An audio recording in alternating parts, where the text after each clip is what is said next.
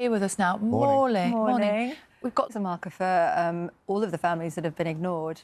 I caught the interview. Anything else, whether it's product, purchase or medical records, we have data on everything, but not on miscarriage. So I think that tells you all you need to know about how seriously this sector of women's health in general is taken.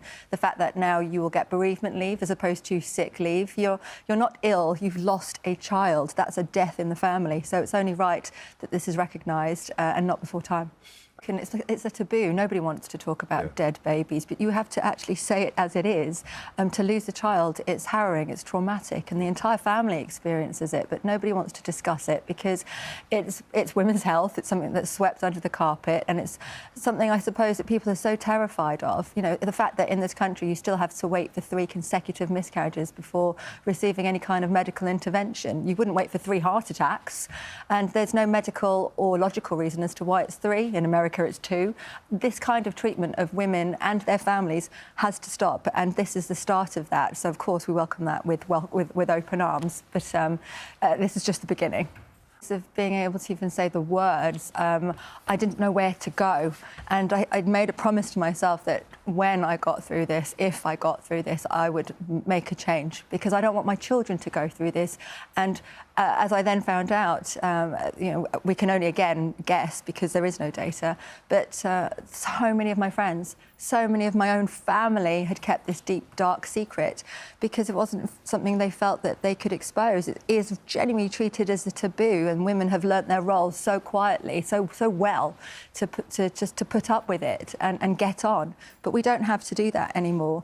And so making a miscarriage documentary, being BAFTA nominated, getting the MBE, those are wonderful in as much as getting the recognition and getting the word out there. But first and foremost, we need to make sure that it doesn't happen to our children, and that comes from bereavement leave and from government.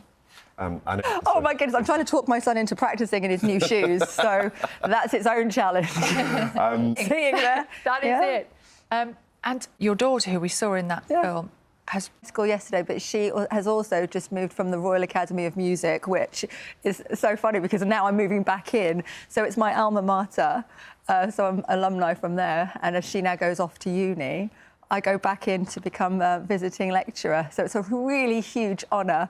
Gutted I won't get to teach her, but she gets it at home anyway. I mean, it's so hard to condense, but I think what's so interesting is from the musical perspective, we call it the music business, and we very often ignore the business side of it. So we have these kids who come out of practice rooms having diligently practiced for 8 hours per day, and they don't know then how to monetize it or how to sit on the sofa and have a conversation about their next project and what they're moving on to, how to brand themselves, market themselves, what a contract might look like with a record company. I found out all about what it looks like to pay back your advance the hard way, as do so many pop bands. And we hear about pop roadkill all the time, you know, and it happens to the best. It happens to Taylor Swift, who had to buy back her own songs.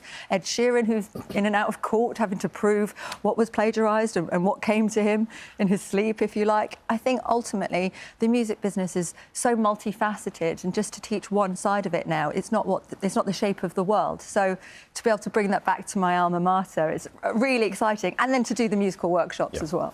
Because it's really important that if you are in a position to pass that knowledge on. The thing that struck me about that interview, but also that report we had a little earlier, was just about how people are able to talk about it and engage with it and care for families, because it's the whole family that can be affected.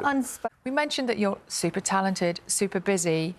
You're going back in to teach. Look, I didn't know this. You started as a backing singer. I did, yeah, for Cliff Rich. Later in the week. Well, it's for Hyde Park, in the park. It's always treated as a softer subject. Schools often remove it from their curriculum because of that fact, but it incorporates language. I heard you guys practising your French in the break. It incorporates English and mathematics, and it's really hard. Certainly, it's the subject that brings every other subject together. It galvanises.